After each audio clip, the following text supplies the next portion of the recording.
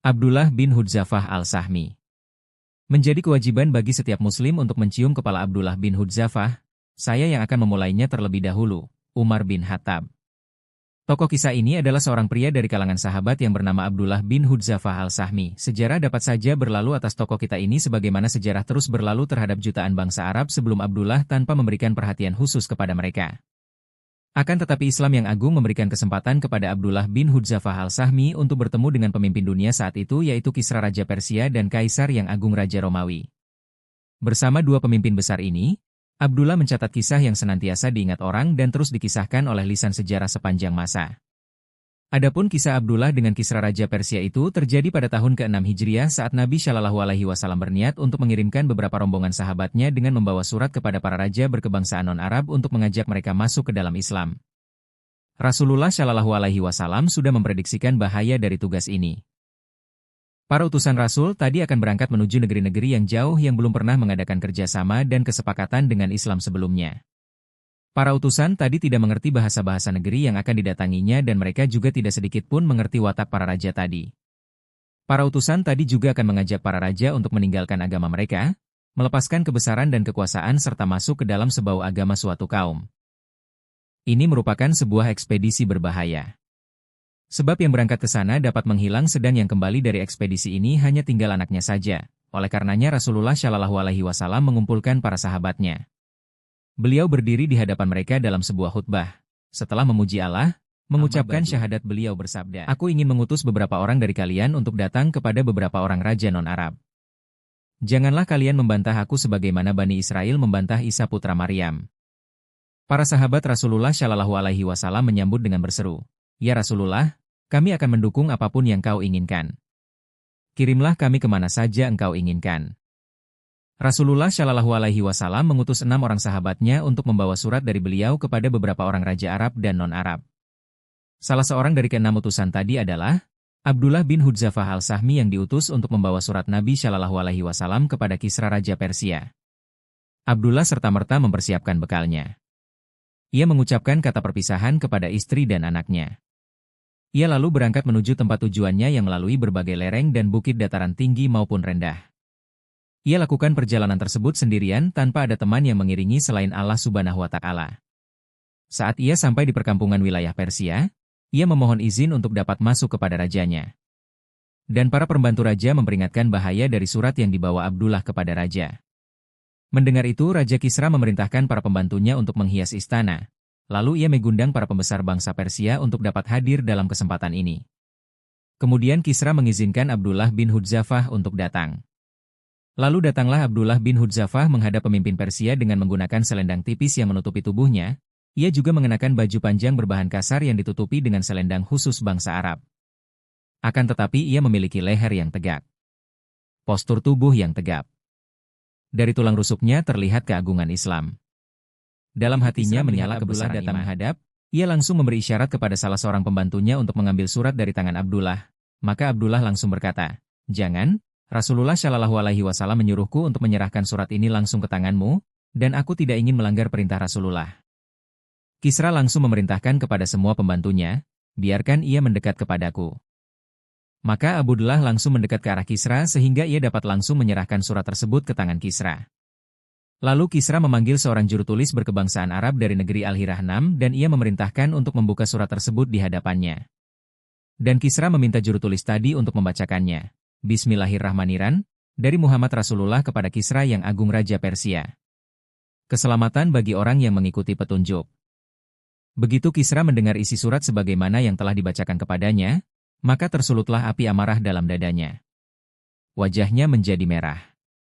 Keringatnya mengucur deras dari leher karena dalam surat tersebut Rasulullah Shallallahu Alaihi Wasallam memulai dengan menyebut dirinya sendiri.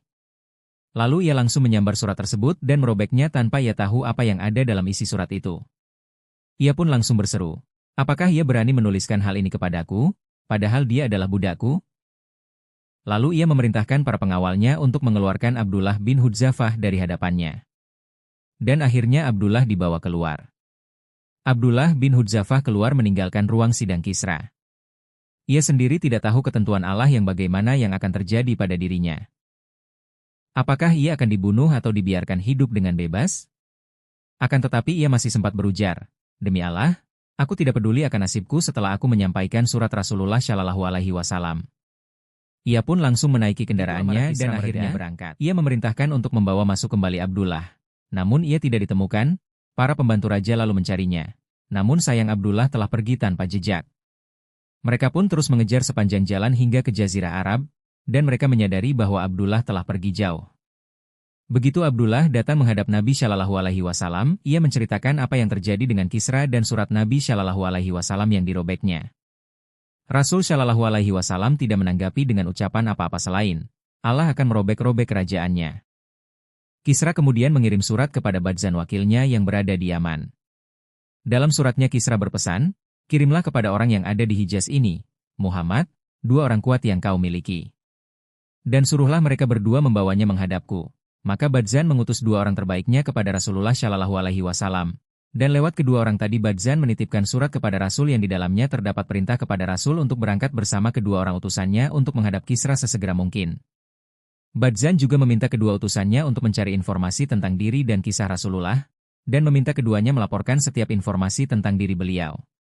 Kedua orang utusan tadi berangkat dengan kecepatan tinggi sehingga keduanya tiba di daerah Taif.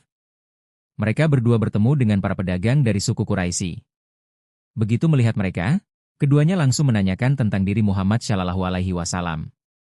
Para pedagang Quraisy menjawab, mereka kini ada di Yatsrib. Kemudian para pedagang tadi melanjutkan perjalanan ke Mekah dengan gembira, dan mereka membawa kabar gembira kepada suku Quraisy sambil berkata, "Bergembiralah. Kisra sekarang akan menghantam Muhammad dan kalian tidak usah lagi khawatir akan kejahatan langsung menuju Madinah." Tatkala sampai di sana mereka berdua bertemu dengan Nabi Shallallahu Alaihi Wasallam. Mereka lalu menyerahkan surat Badzan kepada beliau sambil berkata, "Raja di Raja Kisra menuliskan surat kepada Raja kami Badzan untuk mengutus seseorang yang dapat membawamu menghadapnya. Kami kini sudah datang untuk menjemputmu. Jika kau ingin, kami dapat berbicara kepada Kisra sehingga ia tidak mencelakakanmu dan membiarkanmu selamat. Jika kau menolak, kau sudah mengerti kekuatan, kebengisan dan kemampuannya untuk membunuhmu dan semua kaummu." Lalu Rasulullah Shallallahu Alaihi Wasallam tersenyum sambil bersabda kepada mereka berdua, "Kembalilah lagi ke tunggangan kalian hari ini, dan datanglah esok." Begitu mereka berdua datang menghadap lagi kepada Nabi di hari esoknya, mereka berdua berkata, "Apakah kau sudah mempersiapkan diri untuk berangkat bersama kami menghadap Kisra?" Nabi Shallallahu Alaihi Wasallam menjawab mereka dengan bersabda, "Kalian tidak akan bertemu dengan Kisra lagi setelah ini. Allah telah membunuhnya, dengan mengangkat putranya yang bernama Syirawaih di malam ini. Dan bulan ini."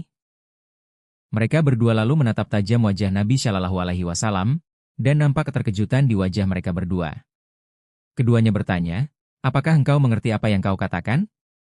Apakah kami perlu menulis surat tentang hal ini kepada Badzan?" Rasul Shallallahu Alaihi Wasallam menjawab, "Silahkan dan katakan kepadanya bahwa agamaku akan dapat menguasai apa yang telah dikuasai oleh Kisra dan jika ia mau masuk ke dalam Islam, aku akan membiarkan apa yang telah ia miliki dan menjadikannya sebagai raja bagi kaumnya."